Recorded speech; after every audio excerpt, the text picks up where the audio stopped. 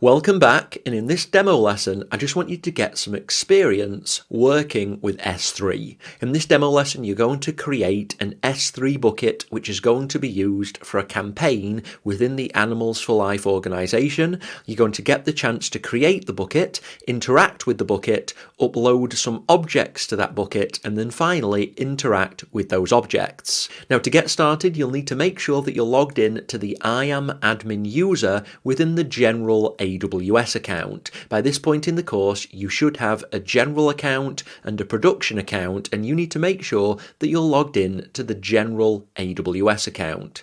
As always, make sure that you're also using the Northern Virginia region, which is US-East-1. Now assuming that you do have that configuration, next you need to move to the S3 console, and there are a couple of ways that you can do that. You can type S3 into this Find Services box. If you've previously used the service, it will be listed under the recently visited services. And then finally at the top here you can click on the services drop down and either type S3 into the All Services box here or locate it in the list of services and click to move to the S3 console. So I'm going to go ahead and type S3 and then click to move to the console. Now when you first arrive at the S3 console you'll be presented with a list of buckets within this AWS account. I want to draw specific attention to the fact that with S3 you do not have to choose a region with the region drop down. When you create buckets within S3 you have to pick the region that that bucket is created in, but because S3 uses a global namespace you don't have to select a region when using the console. So on this list you will see any buckets in any regions within this one single AWS account. You don't have to pick the region in advance. So let's go ahead and create an S3 bucket, and to do that, logically enough, we click on Create Bucket. Now to create a bucket you need to specify a name, and we're creating this bucket for a koala campaign for the Animals for Life organisation. So we're going to start with koala campaign. Now because bucket names do need to be unique, we can't just leave it at koala campaign, we need to add some random numbers at the end. This is just to make sure that the name that you pick is different than the name that I pick and different than the name that every other student uses. So just put some numbers after this name. I'm going to pick 1333337. Now there are some rules around bucket naming. Names need to be between 3 and 63 characters. They can only consist of lowercase letters, numbers, dots and hyphens. They need to begin and end with a letter or number. They can't be formatted like an IP address, and they can't begin with X and N. And of course they need to be entirely unique. Now there are some specific restrictions or specific rules for naming buckets if you want to use certain S3 features. Later in the course I'll be talking about static website hosting within S3, and I'll be showing you how you can use a custom domain name with an S3 bucket. So you can get a domain name to host, for example, a blog or a static website, and you can use S3 to host that website. And if you want to do that, then you need to name the bucket name the same as the DNS name that you'll be using to access that bucket. But at this point, this is just an introductory demo, so we can leave this as just a standard name. So use koala campaign with some random numbers at the end, and that should be good. Now when you're creating a bucket you need to specify a region, and this is the region that this bucket will be placed in. Now I'm going to use US-East-1 as a default throughout this course, and so I do recommend that you pick that to create the bucket in. Now if you have any existing buckets within your account and you want to copy the settings from those buckets, and this will of course just save you some time when setting up the bucket, then you can click on Choose Bucket and copy the settings from another bucket in your account. Now because we're starting this from fresh and we don't have any existing buckets, we can't use this option. So we need to scroll down and just review what options we have. For now we're going to skip past object ownership because this is a feature that I'll be discussing in much more detail later in the course. I can't really explain this until you have some experience of how the permissions model works with S3, so I'll be talking about it in the S3 section of the course. Now, the first thing that you need to pick when you're creating buckets is this bucket settings for block public access. So all S3 buckets by default are private. Nobody has permissions to this bucket apart from the account that creates the bucket. So in this particular case, we're creating it inside the general AWS account, and so only the general AWS account and the account root user of that account have permissions. Now, because we've granted the IAM-admin user full admin permissions, then it too has access to this bucket, but by default, nothing else can have access. Now, you can make a bucket completely public. You can grant access for all users to that bucket, including unauthenticated or anonymous users. Now, that's a security risk because potentially you might have sensitive data within that bucket. This is a fail-safe. This means that even if you grant completely public access to a bucket, then this will block that access. Now, I'm going to be talking about this in much more detail later in the course, but you need to know that this exists.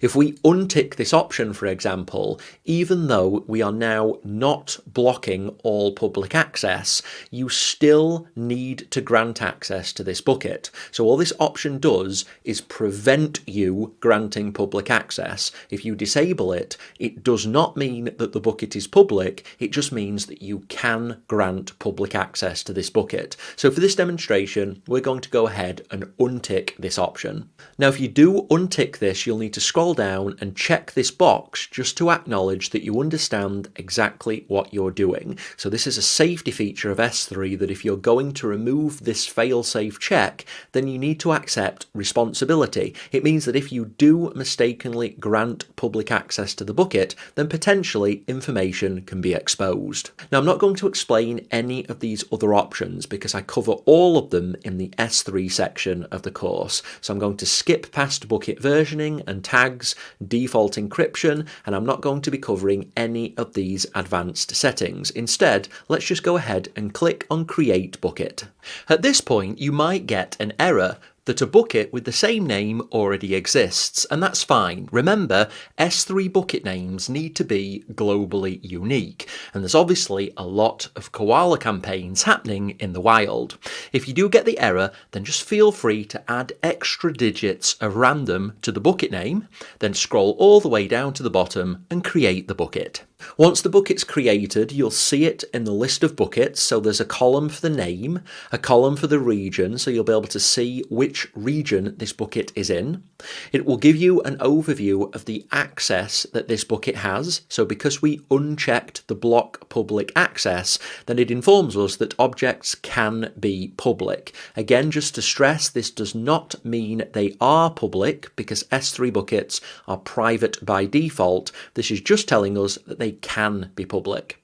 Lastly, we also have the creation date, which tells us when the bucket was created. So now let's just go ahead and click on the bucket to move inside so we can see additional information.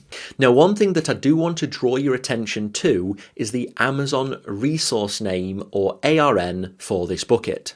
All resources in AWS have a unique identifier, the ARN or Amazon resource name. So this is the ARN for the bucket that we've just created. ARNs have a consistent format. They start with ARN for Amazon resource name. Then they have the partition for most AWS resources in most regions. This will always say AWS. Then you have the service name, in this case S3. Then you have some other values which I'll be talking about later in the course, and you can omit those with certain services by just putting double colons. These, for example, might be the region or the account number. Now, for services where resources are not globally unique, then obviously you need to specify the region and the account number in order for this name to be globally unique. But because S3 buckets by default have to be globally unique, then we don't have to specify in the ARN either the region or the account number. As long as we have the S3 service and the bucket name, we know that this uniquely references a resource. And that's the key thing about ARNs. ARNs uniquely reference one resource within AWS. You always know if you have one ARN that it references one particular resource within AWS. Now you can use wildcards to reference multiple resources, but as a basis it has to reference at least one. Now let's just click on the Objects tab here, and this will give us an overview of all of the objects which are in this bucket. You have a number of tabs here that you can step through. We've got a Properties tab where you can enable bucket versioning, tags, encryption, logging, CloudTrail data events, event notifications, transfer acceleration, object lock, request to pays, and static website hosting. And we'll be talking about all of those features in detail within the S3 section of the course. We'll also be covering permissions in that section because you can be very granular with the permissions of S3 buckets. You can see some metrics about the bucket, so this uses CloudWatch, which we'll be talking about in detail elsewhere in the course. You're also able to access management functionality. Again, we'll be talking about all of this later in the course. And then finally, you're able to create access points. Now, access points are some advanced functionality, and so we'll be covering this later in the course. For now, I just want you to get some experience of uploading some objects and interacting with them. Now, there's a link attached to this lesson, which you'll need to go ahead and click, and that will download a zip file. Go ahead and extract that zip file, and it will create a folder, and then once you've extracted that into a folder, we're good to continue. Now, the easiest way at this point to upload some objects is to make sure that you've got the Objects tab selected and then click on Upload. Now, you're able to upload both files and folders to this S3 bucket, so let's start off by uploading some files. So click on Add Files. Now at this point, locate and go inside the folder that you extracted a few moments ago, and you'll see that there are 3 image files. We've got koalanom1.jpg, koalanom2.jpg, and koalazzz.jpg. Now go ahead and select all 3 of these JPEG files and click on Open. You'll see that you have 3 files in total queued for upload, and you'll be provided with an estimate of the amount of space that these files will consume. Now, scrolling down, you're told the destination where you'll be uploading these objects to. So this is the S3 bucket that we've created, and this will be different for you. This will be your bucket name. Now, we haven't enabled versioning on this bucket. This is a feature which I'll be covering in the S3 section of the course, but because we don't have versioning enabled, it means that if we do upload files with the same name, then potentially we're going to overwrite other objects in that bucket. So we have to accept the risk. Because we don't have versioning enabled, we could overwrite objects if we re-upload ones with the same name. In this case, that's fine because we're not uploading anything important, and regardless, this bucket is empty, so we can't overwrite anything. You have the option of enabling versioning, or you can just acknowledge the risk. Then we can scroll down further still. We need to pick the storage class for the objects. This defaults to standard, and I haven't covered storage classes in the course yet. I'll be doing that within the S3 section, so we're going to accept the default, and then we're going to skip past all of these options. I'll be covering these later in the course, and just go ahead and click on Upload, and this will upload all of those 3 objects to the S3 bucket.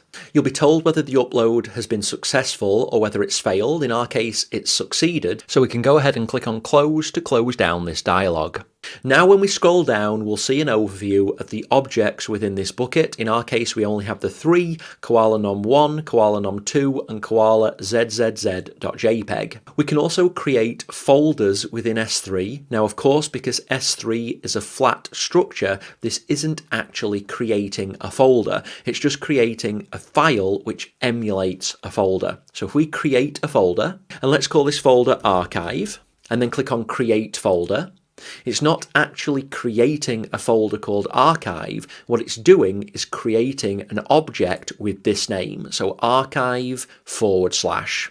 Now if we click on this archive folder and go inside it, we can upload objects into this folder. So let's go ahead and do that. Click on upload, go to add files, and then just pick one of these files. Let's go with koala zzz.jpg. So select that one and click on open and just click on upload. Now what we've done is we've uploaded an object into what we see as a folder in this S3 bucket. If we click on close, what this has actually done is it's created an object which is called archive/koala zzz.jpg. S3 doesn't really have folders. Folders are emulated using prefixes, and that's important to know as you move through the course. Now if we click this at the top to go back to the main bucket, and we're going to go ahead and open one of these objects. So let's pick one of these objects. Let's use koala nom1.jpg. This opens an overview screen for this particular object. And where we see this object URL, just go ahead and right click and open that in a new tab. When you open that in a new tab, you'll be presented with an access denied error. The reason for that is you're trying to access this object with no authentication. You're accessing the object as an unauthenticated user. And as I mentioned earlier, all S3 objects and all S3 buckets are private by default, and that's why you get this access denied. You won't be able to access this object without authenticating to AWS and using that identity to access an object. That's of course unless you grant public access to this object, which we haven't done and we won't be doing in this lesson. So if we close down that tab and instead click on open, you might have to bypass a pop-up blocker, but this time it will open this object, and that's because we're including authentication in the URL at the top here. So when you click on the open button, it's opening the object as you. It's not opening it as an unauthenticated identity. So that's important because you have access to this bucket. You can open the objects using this open button. The same is true for the other objects. So if we go back to the bucket, let's pick koala nom2. Then click on the open button, and again we'll see a koala having some food. Go back to the bucket, and then let's try koala zzz, so click on the object, click on open again, and now we can see a koala having a well-deserved rest after his lunch. Now that's everything I wanted to cover in this demo lesson. It's just been a really high-level introduction into how to interact with S3 using the console UI. You'll be covering S3 in detail later in the course. I just wanted this demo lesson to be a very brief introduction. Now what we need to do before we finish this demo lesson is to go back to the main S3 console, and we need to tidy up by deleting this bucket. So deleting buckets within S3 is a two-step process. First, we need to empty the bucket. So go ahead and select the bucket and click on empty. You'll need to either type or copy and paste permanently delete into the box and then click on empty. And that will remove any objects within the bucket. Assuming that's successful, go ahead and click on exit. And with the bucket still selected, click on delete. And then once you've clicked on delete, you'll need to copy and paste or type the name of the bucket, and finally click on delete bucket to confirm that deletion process. And that will delete the bucket, and your account will be back in the same state as it was at the start of this demo lesson. Now at this point, I hope this has been useful. It's just been a really basic introduction to S3, and don't worry, you'll be getting plenty more theory and practical exposure to the product in the S3 section of the course. For now, just go ahead and complete this video, and when you're ready, I'll look forward to you joining me in the next.